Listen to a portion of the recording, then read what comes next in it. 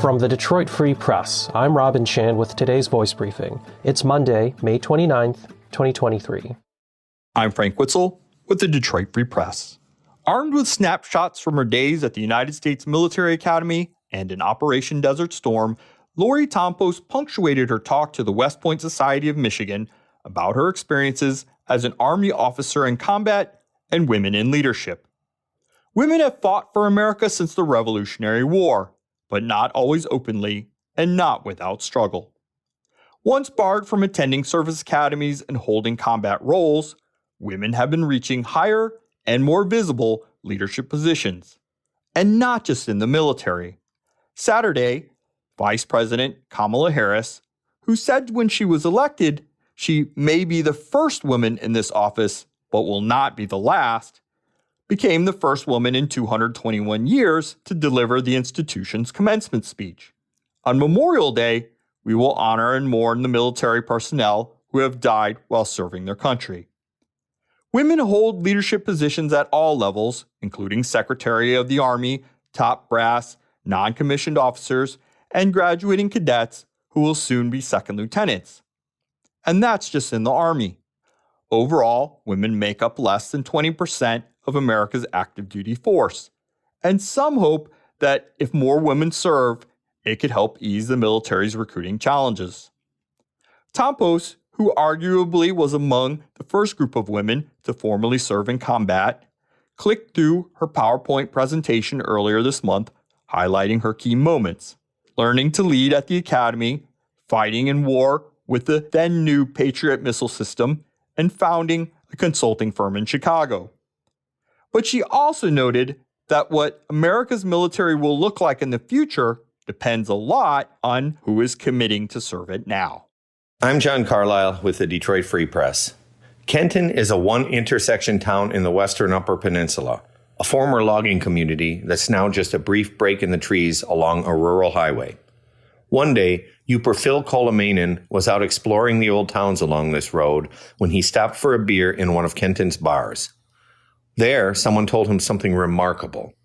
Up the road, in the town's little cemetery, they said, a black soldier from the Civil War is buried in an unmarked grave. And for nearly a century now, on every Memorial Day, the people of this town have left some kind of tribute there for him. This story was incredible, to say the least. Why would a black veteran settle in a small UP town of all places? Why would people honor for generations the grave of a man they never knew? And how did this town keep this to themselves for so long? The story stuck with him, and years later he came back to Kenton to try to locate this legendary lost grave.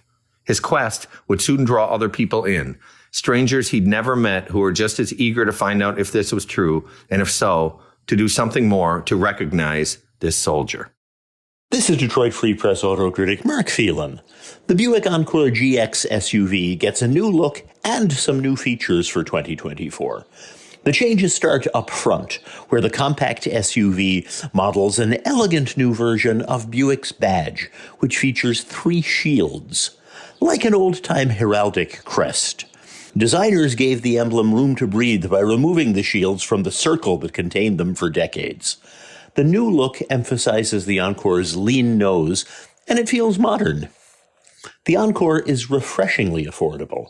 Prices start around $26,000, and you can load it up with features including leather upholstery, all-wheel drive, and adaptive cruise control, and still pay less than $40,000. That's thousands of dollars below the average price of a new vehicle these days. The most noticeable change inside is a new instrument panel. The gauges are clear and easy to read, and a neighboring touchscreen controls other features, including Apple CarPlay and Android Auto. My test vehicle had the optional 1.3-liter turbocharged engine. It generates enough power for neighborhood and city driving, despite a bit of lag before acceleration takes hold. I'm Kirkland Crawford with the Free Press Sports Department, and man, these Tigers, they're going to make this whole summer pretty interesting, aren't they?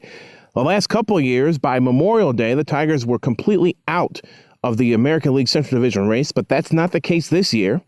In fact, on Sunday, with their 6-5 extra innings victory over the Chicago White Sox, the Tigers are just one game out of first place in the division as they welcome in the Texas Rangers for a 3-game series starting this afternoon at Comerica Park. Yesterday's hero, Akil Baddoo, with a grand slam in the 3rd inning, and Eric Haas with the game-winning sacrifice fly in the 10th. How will the Tigers maintain this pace? That's to be determined, but people like Tarek Skubal and Matt Manning may be coming in sooner rather than later, and that could help this pennant chase. Find more from the Detroit Free Press by visiting freep.com. That's FREEP.com. Thanks for listening, and you'll hear more from us tomorrow.